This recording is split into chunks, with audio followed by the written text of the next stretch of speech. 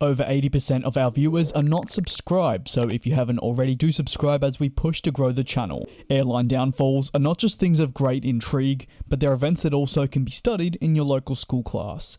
They're also usually tragic tales of airlines that were once appreciated and dearly loved, and have now been tainted. In this new series, we explore some downfalls at airlines, and have a look if they can bring back their image. Beginning with one of the most negatively talked about airlines in the industry over recent years, the once critically acclaimed Spirit of Australia, Qantas. Qantas is one of the oldest carriers flying. It celebrated its 100th birthday a handful of years ago, and has seen its fair share of ups and downs, some though out of its control, and some that have been wholly in its control. However, recent years have presented challenges unlike any other for the Australian carrier. A fall that can be studied for decades to come, from critical decisions by executives to a change in culture. Where did Qantas go wrong? Beginning with their CEO Alan Joyce, who is responsible for keeping intact the reputation, safety, and business of a national carrier and icon that is Qantas.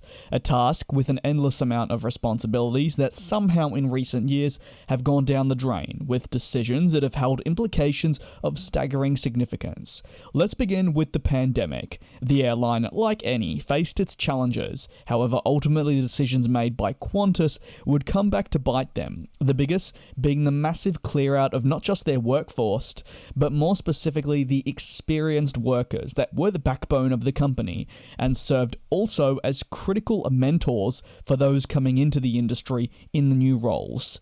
Qantas offloaded this experienced workforce, sending them into either early retirement or removing them from the workforce altogether. Qantas claimed there wasn't a need to keep them on given the current demand.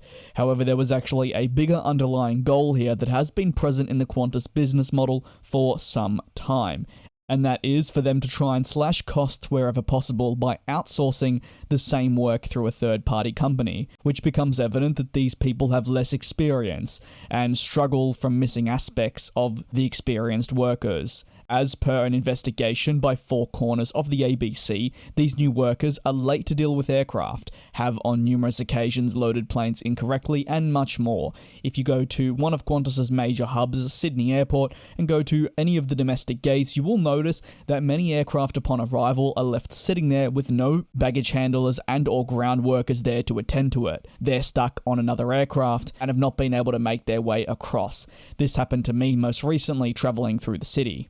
At the same time, many may look to blame the said workers for all of this. They've been put though in a position thanks to the executives at Qantas. It also comes as the Australian airline scrambles for experienced workers once again who don't wish to return to a toxic company with an upper management culture that no one agrees with. High-up engineers and technicians did tell Qantas that sacking them would be an error in their judgment, as demand would yes return, but the company was chasing savings. Qantas therefore ignored the calls from their workforce and is now paying the price, although they claim they're not. Delays, lost luggage, and much more across the board continue to hamper the airline. Yes, it is improving gradually, and Qantas can provide firm data to back these points up. But the reality is, for a national airline that saw executives claim major bonuses and buy mansions in a pandemic where staff weren't without work, pay, and much more, it's not good enough. Back then, Qantas was all about going the extra mile. However, now their staff are under pressure, exhausted, and overworked, and aren't capable of doing such a thing. Overworked employees, as you would imagine, have a domino effect on the passengers, as they are the front-facing people. The executives are higher up. We do not see them. Anyone that is travelling will see a regular airport employee, whether they are in passenger experience or they're down at baggage handling. This all carries back to the lack of staff, which Qantas says they're trying to fix, but the improvements from a passenger perspective are lackluster. Usually here on GlobeTrotting we'll go to forums or travellers' experiences, but we can actually go in-house with my personal own very experience dealing with the airline.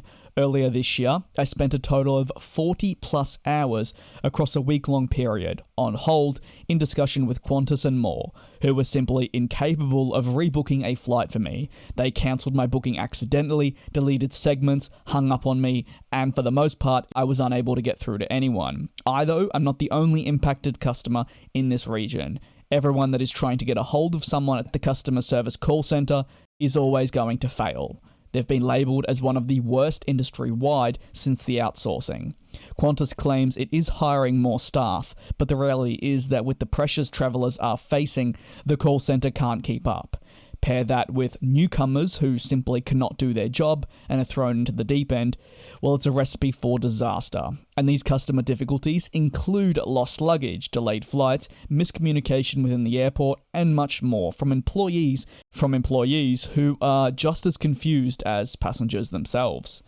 An out-of-touch chief executive is also something that's never going to work out. As Australia recovered from the pandemic and we saw borders begin to reopen, rather than hold himself accountable or upper management for key issues at the company, Alan Joyce blamed the flying public for no longer being, and I quote, fit to travel, as a critical reason as to why delays were being felt across the nation.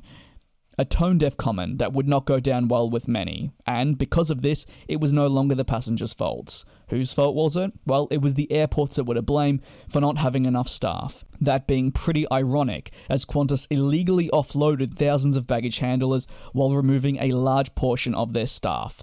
The blame is always seemingly going elsewhere, and excuses are being thrown around. Alan Joyce is a chief executive officer that seems protected in a business landscape, of course, not by the public, but in the corporate world. The opposite opinion to ours is shared in that realm. With Joyce refusing to do interviews, it's a telling tale of how the airline has fallen so sharply. Having the opportunity to speak to many workers inside the company and those that have departed, I know the culture has changed, and a once beloved airline is not really anymore. Employees not agreeing with upper management makes for a job that many no longer love and adore like maybe they once used to. The entire Qantas situation is actually upsetting and equally frustrating. Qantas has some of the most dedicated and caring workforces around, but key decisions from their upper management have seen many lose their jobs, or the vast majority of that culture being removed. Higher up set an example for the employees, and these employees are tired, overworked, and believe that those above them are clueless and out of touch. Can Qantas truly recover? Well, from a financial standpoint, yes. But in terms of a public view, let us know down below. The vast majority are under the impression that nothing is really going to change with the current board members, including that of Alan Joyce, the current chief executive officer, with many calls for his resignation. Although at this point, that doesn't seem totally likely, and it seems they are trying to weather through the storm and see blue skies in the future. Thank you very much for watching this look at the downfall of Qantas. We greatly appreciate your support. Once again, leave those thoughts down in the comments, and we will see you next time.